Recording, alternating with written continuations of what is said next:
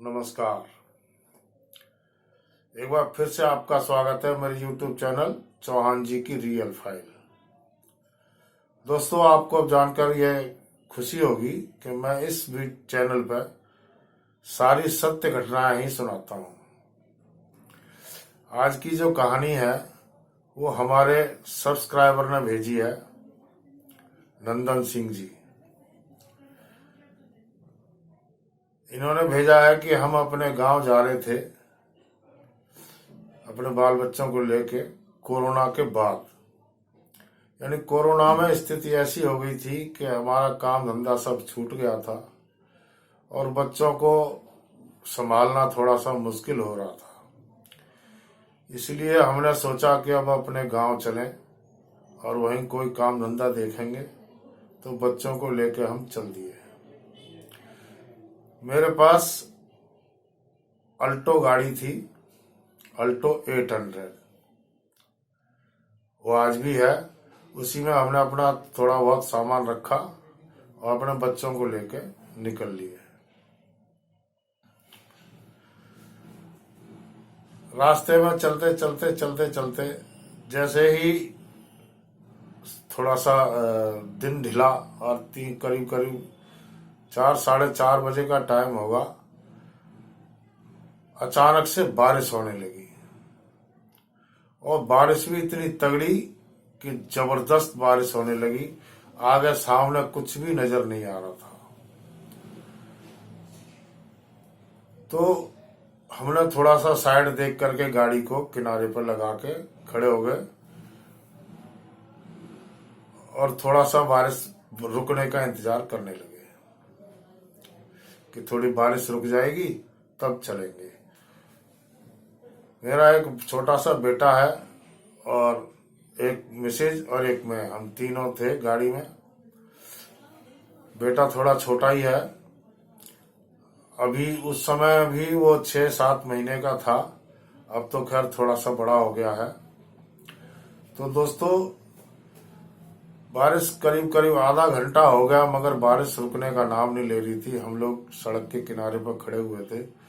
तो थोड़ी दूर पर देखते हैं कि एक लेडीज छोटे से बच्चे को लेकर के बारिश में भीग रही है और हमारी तरफ देख रही है कि हम थोड़ी सी उसकी मदद करें।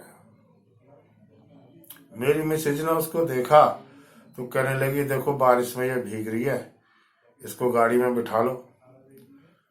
मैंने मिसेज को समझाया कि देखो रास्ते में आजकल समय बहुत खराब है, किसी को भी लिफ्ट देना या किसी को भी सहारा देना मुसीबत गले मोल लेना हो जाता है।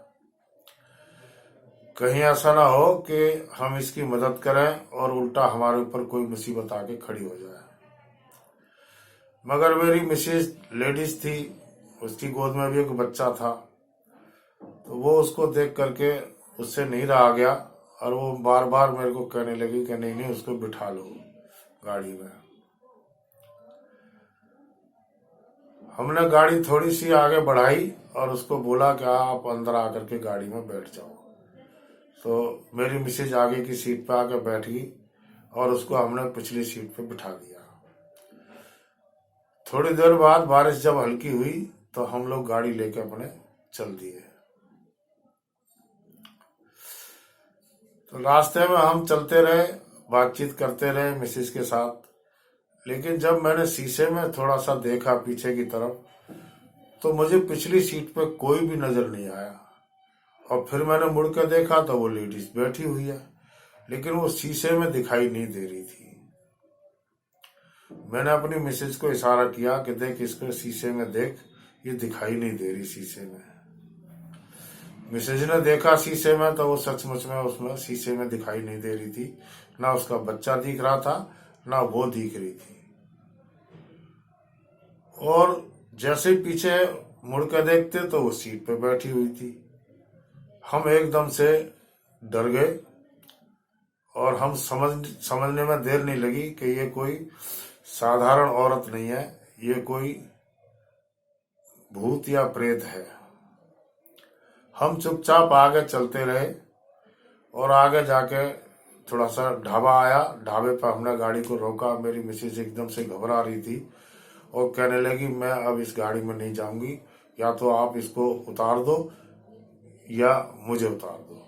ढाबे पर हम रुक गए। ढाबे पर रुक के हमने चाय वाय पीने के लिए हम थोड़े से रुके और उसको भी कहा कि हम चाय वाय पीते हैं, आप भी आकर पी लो। लेकिन हमें डर लग रहा था उसको बोलते हुए भी, मगर वो गाड़ी में से नहीं उतरी कि आप लोग चाय वाय पी लो, मैं गाड़ी में ही बैठी हूँ।